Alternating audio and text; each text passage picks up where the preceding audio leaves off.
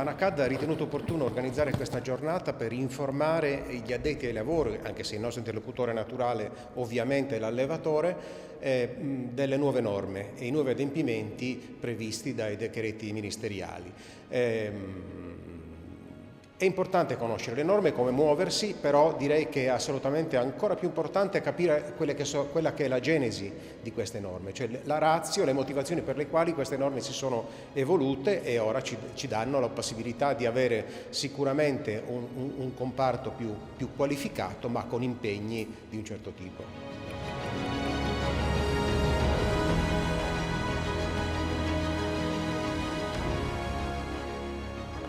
Il titolo cavallo atleta è un tema attualissimo. Infatti dal 1 gennaio 2026 tutti i cavalli che dovranno andare a fare delle competizioni sportive, comprese chiaramente salto ostacoli, endurance e attività similari,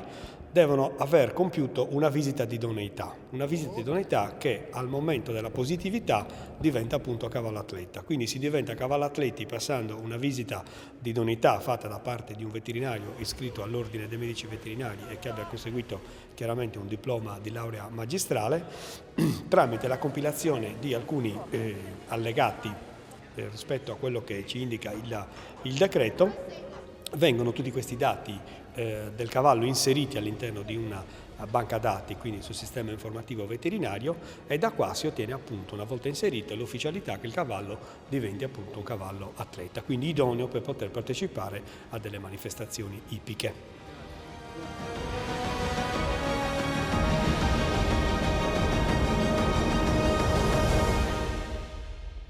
Oggi è stata una giornata molto interessante e abbiamo accolto la proposta dell'ANACAD di organizzare un convegno sul tema del cavallo atleta, delle normative che lo riguardano, e iniziamo così una stagione convegnistica per l'ASVI, che in collaborazione con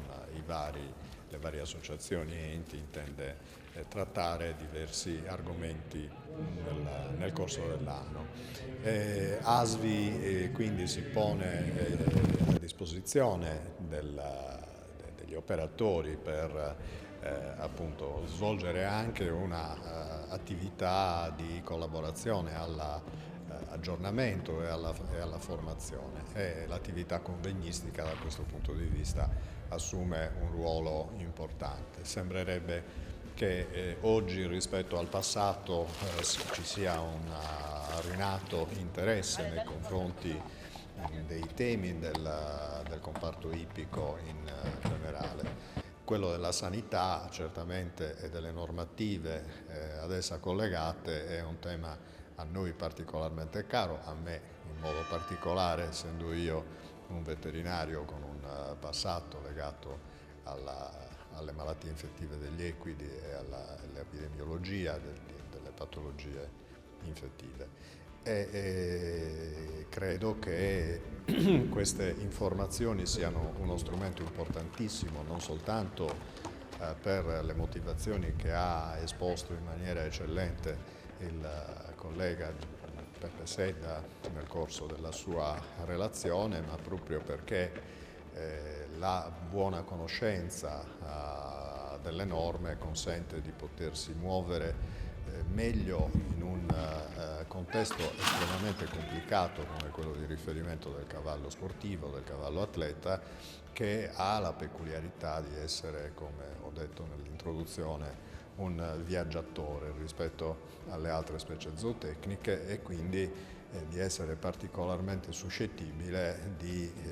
fare da vettore anche di patologie nel corso dei suoi spostamenti per le attività sportive.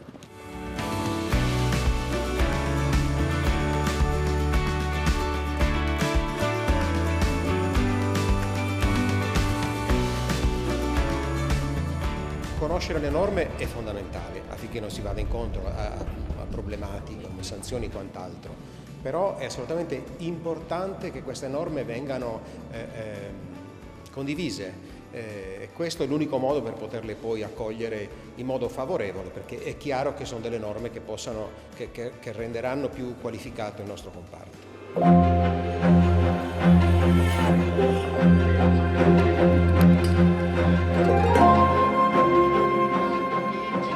È un passo molto importante, un passo sicuramente culturale,